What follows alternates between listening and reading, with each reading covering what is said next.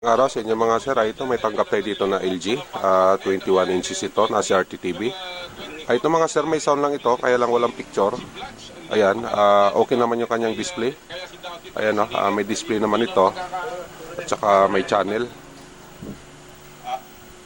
Yan, may channel naman mga sir, pero ayan, wala tayong matanaw na picture.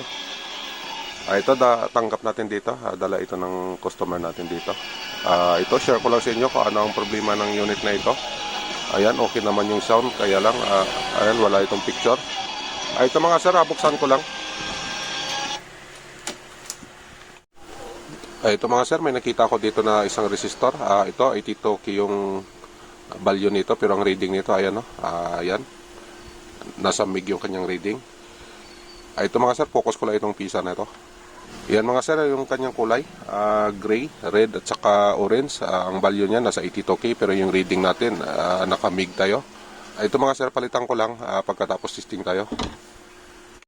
Ito mga sir, yung ating pamalit. Wala tayong mahanap na na 1/2 watt. Ito 1/4 watt ito. Ito reading ko lang bago natin ikabit. Ayan mga sir, 82 ang value nito dito sa multimeter natin. Ayan, nasa 80.7k. Ito mga sir, pwede na ito. Itong sa kanya kasi, ito, wala itong red. Ayan, tingnan nyo yung pagkakaiba. Ayan mga sir, M talaga yung reading niya. Dito tayo. Yan, ito, good ito. Yan yung ipapalit natin na pisa. Ayan mga sir, napalitan na natin yung resistor dito kanina. Ito, focus ko lang. Yan mga sir, ito naman yung sa kanya.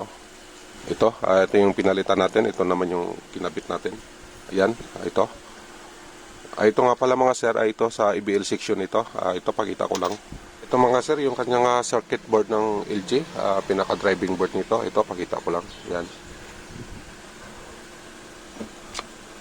Ito yung kanyang power supply. Dito naman yung kanyang playback section. Ito yung kanyang jungle. Dito naman kayong tuner. Bali yung pinalitan natin mga sir dito sa flyback, dito sa kanyang EBL section. Dito mga sir, dito tayo nagpalit ng pisa.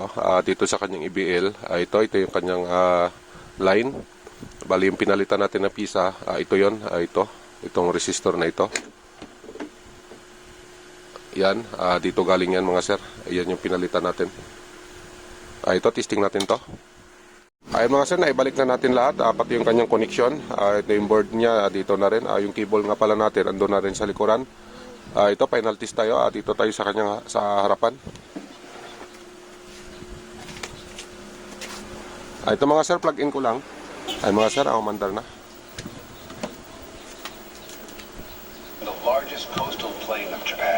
Ayun mga sir, ayan, may tao na.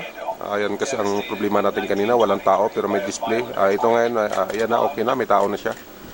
Ayan.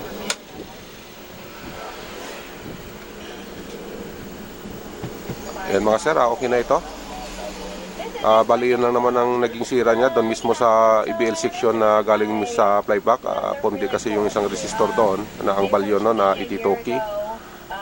Napalitan natin yon. Ito na yung kanyang resulta.